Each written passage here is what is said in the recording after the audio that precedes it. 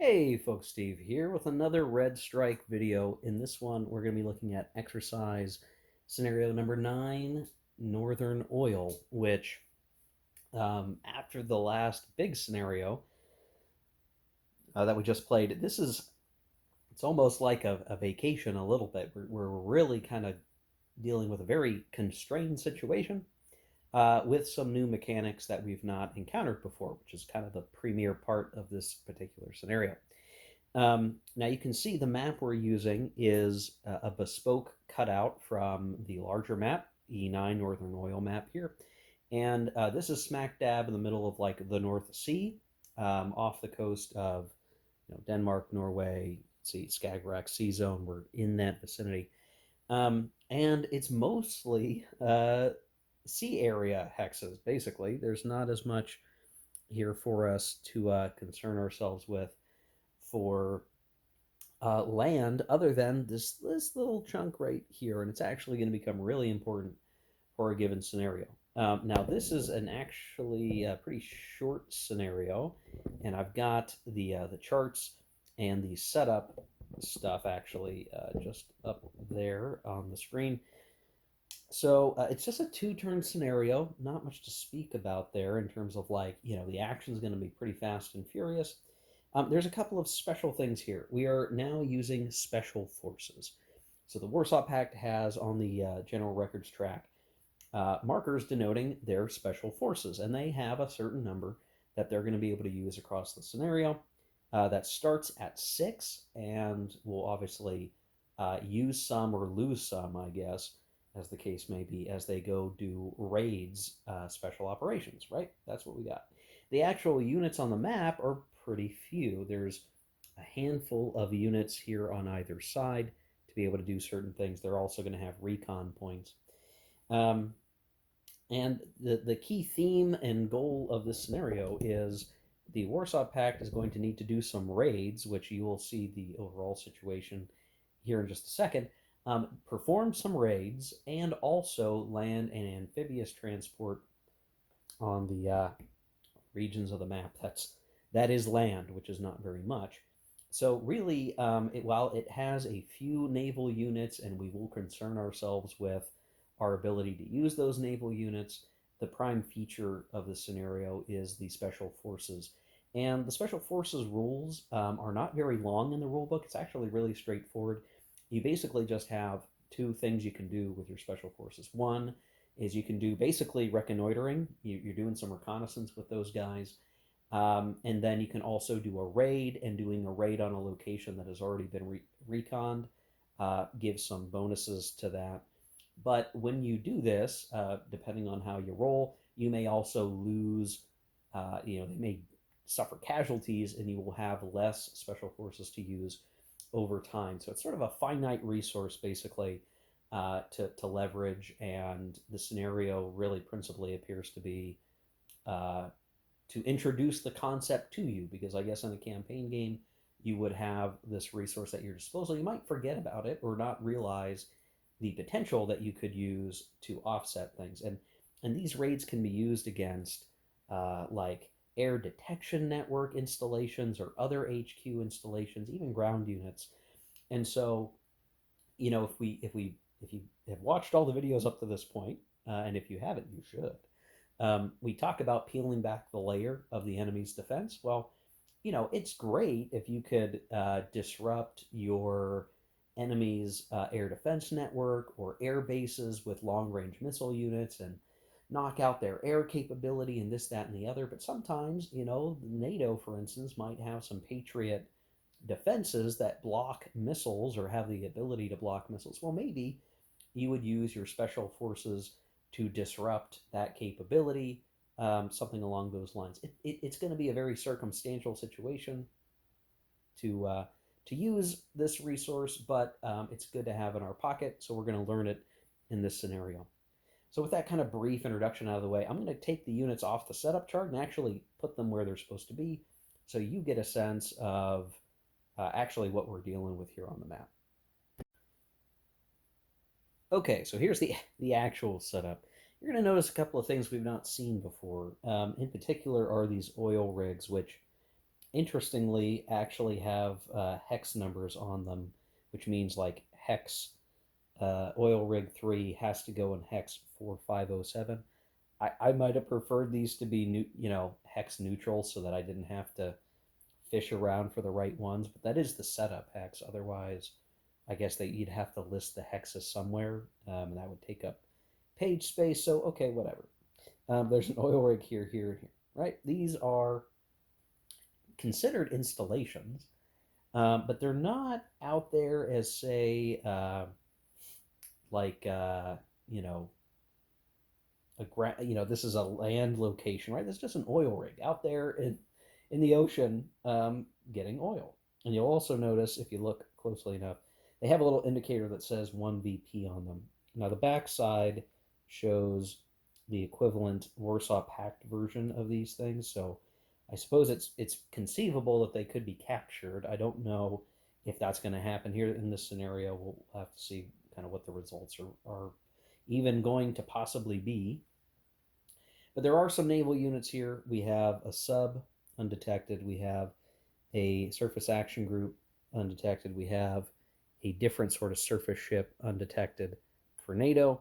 And for a Warsaw Pact, we really just have what is functionally our surface action group and anti submarine units here that are undetected, just 2 units off map, waiting to come on and make some sort of landing. Is an amphibious combat transport carrying a let's see if we can get the it's here, a marine regiment here, which really we just need to focus on getting into that little spit of land. So that's our objective. We'll have to see where we go. The actual total objectives, to be clear, are to, as the book states, you need to uh, have at least one successful special forces raid on each oil rig. So that's each, right? There's 3 here. 1, 2, 3 on each oil rig. And land embarked troops in any coastal hex in Denmark, which, again, not very many options, but we can pick from one of those 3 hexes, I guess, as we need to. And that's what we need to do. We have 2 turns to do it. And we will also have at our disposal some recon points, which each side is going to get 2 air reconnoiter points per game turn. So we're going to have a little bit of a capability here to use and spend on checking these spaces out. Again, those could be very useful.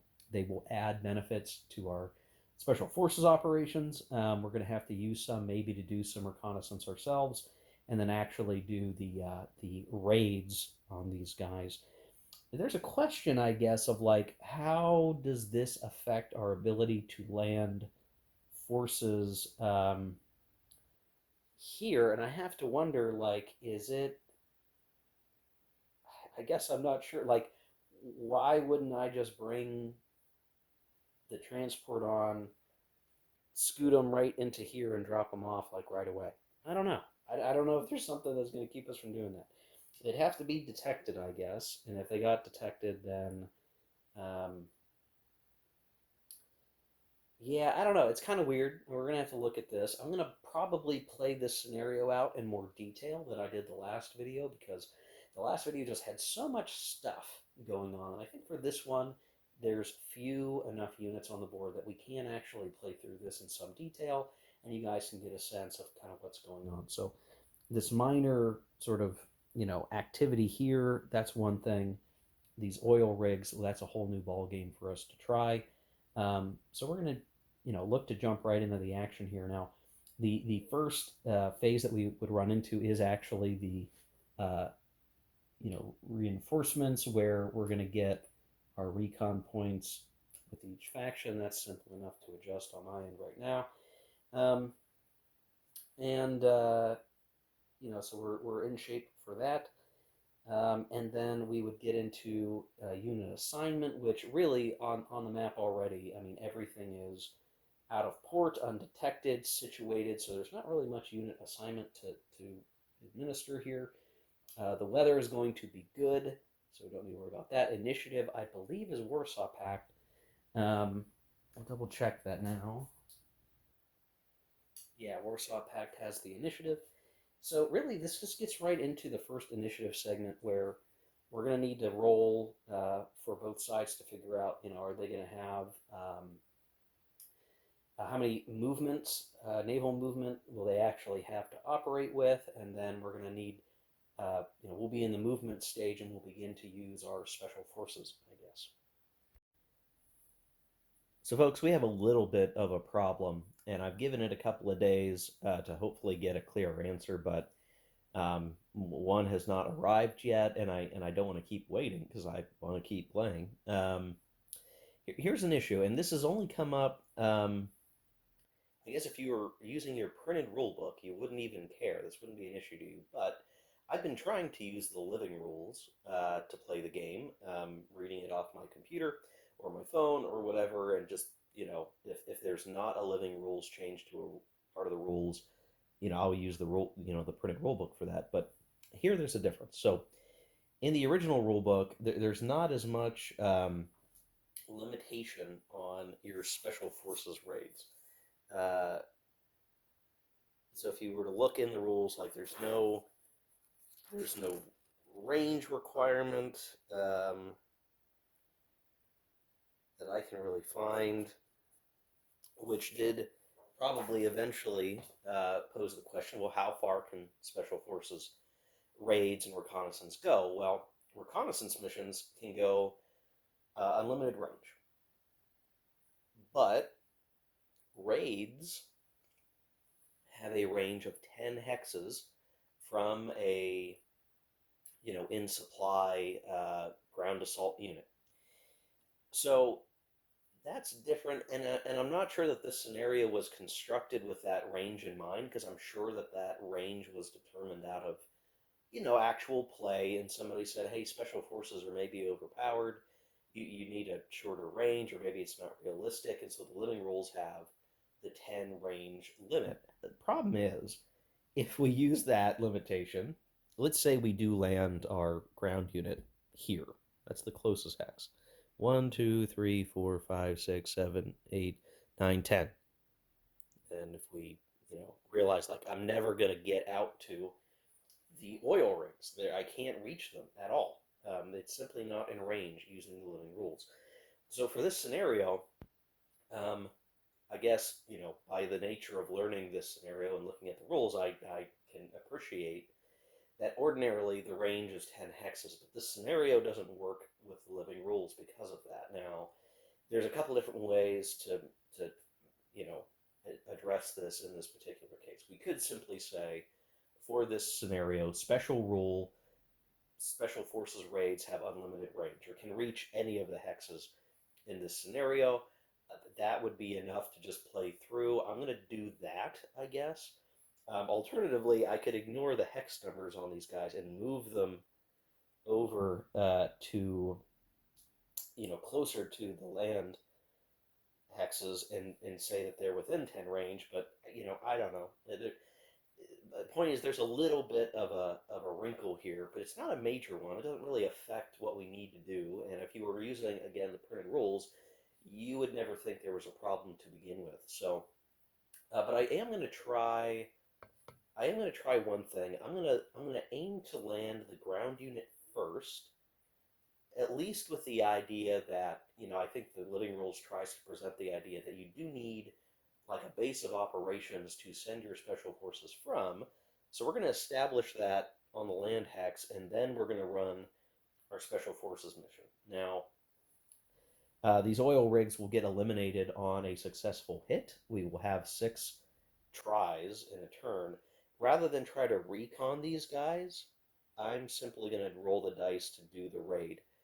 So a reconnaissance might help, and in fact, we could actually use some air recon to support these things. I'm not even sure that's really needed. It can increase the effectiveness of our raid if the target is reconnoitered, but I don't think I even need to do that. I just need to roll some dice, and so long as I roll a 7 or less on these guys, that's going to be a successful raid. So we're gonna operate with that. I don't know that we need to do much else to make this scenario work. So I'm gonna roll the dice for naval movements, and every naval unit on the board can move. Uh, Actually, let me double check that. Two. Okay. Warsaw Pact can move 2 units. The NATO can move all of theirs. So I'm gonna have to, if I want to land this guy this turn, and really like, I do have to wonder here if it's even that big a deal. Because what's going to happen is I'm gonna scoot, and I'm not sure that this guy is going to be able to detect us and actually pose a problem. They could do that. Is it even going to matter? This is a very simple scenario, guys. I probably played this up even too much already. Um, so let's see. He's probably got, yeah. He's got.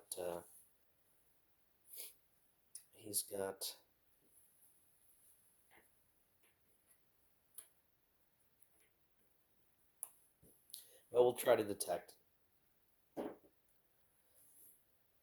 and yeah, they actually don't succeed. So we rolled a 9, and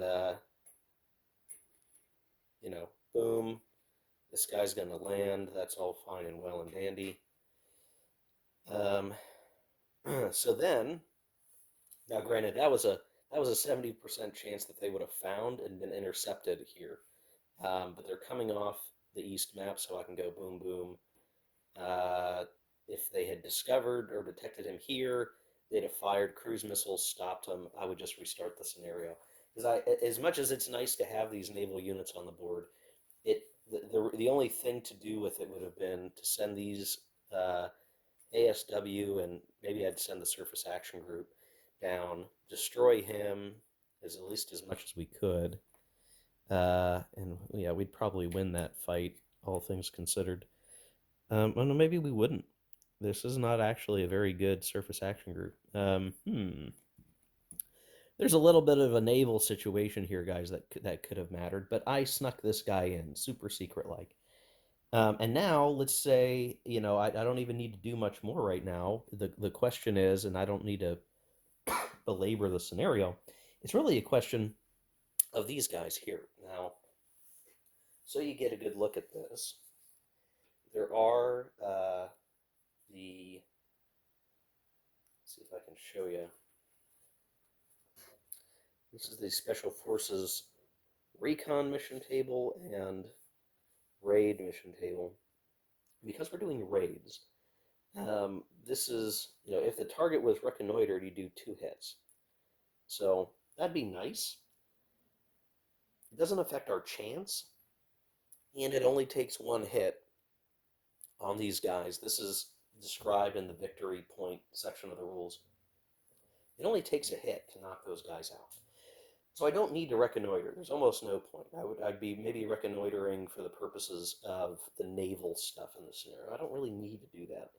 But what I'm going to aim to do is roll a 7 or less, and we get our hit. And we basically are going to get 6 die rolls, and I can do them sequentially. So I'm going to do one until one gets hit, and then the others, and the others, and the others. You can see after we're done, then we need to roll casualty. Um, if our die roll is equal to or greater than 4, so that's pretty likely, we're going to lose that point of special forces. So this is a really simple situation. So let me give it. We're going to aim for this guy first. First die roll, and we got it. So it'll be destroyed. Does our unit die? He does. Okay. Well, that's one down permanently. We'll go for the second oil rig. Rolled exactly a 7, and so that's successful. So we'll remove him, and we'll roll. Does he survive? No, he doesn't survive. Okay. And then the final one, also exactly a 7. And does he survive? No, he does not survive. All right. Well, was it worth it? Hard to say, but we did succeed in the scenario. This is very simple, guys. Now, I could have made this a longer scenario if I had really focused on trying to make something happen with. Actually, yeah, this ASW unit would have been better to come down here and fight.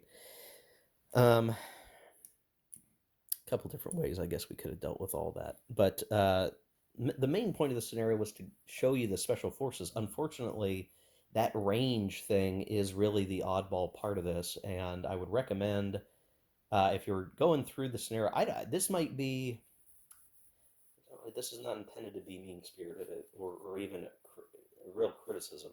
This is probably the least like valuable exercise scenario because it's so simple, intentionally so, for you to just know how, for forcing you to look up in the rules how the special forces work, and it's simple die rolls basically. Now the range stuff kind of makes it important to know your operational and strategic situation and position to use it.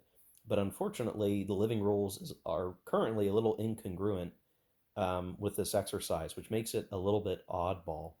Um, Now, you could imagine, in a greater campaign context, you can use special forces against ground units and HQs and air bases. And I don't know, if this game were to ever get like a total redo, I don't know what that looks like.